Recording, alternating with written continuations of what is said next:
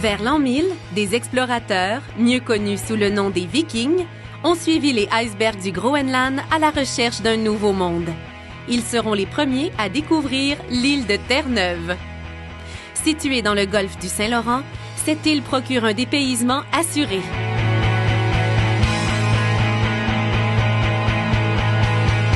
On peut y admirer ses hautes falaises, ses montagnes, sa forêt boréale de conifères nordiques, ses fjords et ses vallées glaciaires, ses lacs et ses villages pittoresques de pêcheurs.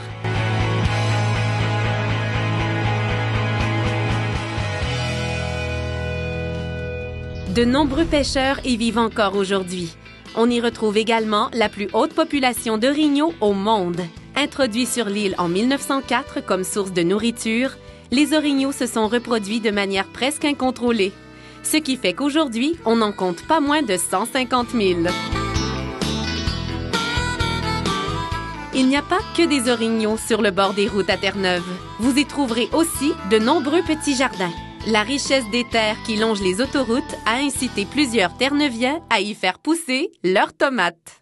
La péninsule au nord de Terre-Neuve, appelée la French Shore ou la côte française, a été baptisée ainsi en raison des pêcheurs français qui s'y sont installés pendant près de 2 siècles. Cette région côtière de l'île mérite à elle seule le déplacement.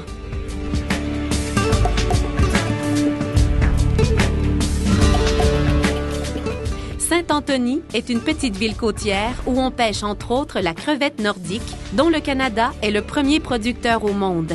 Un événement unique se déroule dans cette région au mois de juin, le festival de l'iceberg. Détachés des glaciers du Groenland, les icebergs glissent dans les courants froids et flottent plus d'1 an avant d'atteindre les côtes de Terre-Neuve. J'adore venir ici pour voir les icebergs. C'est magnifique. Le festival propose des excursions pour voir de plus près ces gigantesques montagnes de glace. Qu'on y aille en bateau ou de façon plus audacieuse, en kayak, on s'émerveille devant la fonte silencieuse de ces chefs-d'œuvre de la nature. Ben, moi, juste avoir les glaciers, c'est déjà extraordinaire, partir du Québec et de venir aussi loin pour voir ça. C'est comme sculpté par un grand artiste, je sais pas quoi, mais c'est vraiment impressionnant. Dans ces eaux glaciales, l'observation des baleines et des oiseaux marins s'avère un incontournable pour les passionnés de faune aquatique. Fait intéressant, on recueille la glace des icebergs pour en faire de l'eau embouteillée ou de la vodka. Vieille de plus de 10 000 ans, cette eau pure date d'avant la construction des pyramides d'Égypte, soit bien avant l'arrivée des polluants du monde moderne.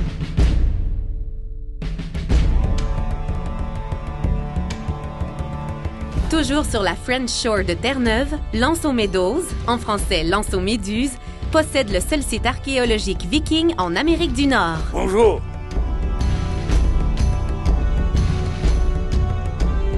Site du patrimoine mondial de l'UNESCO depuis 1978, ce lieu présente le mode de vie des Vikings à travers des huttes et des objets y ayant été retrouvés.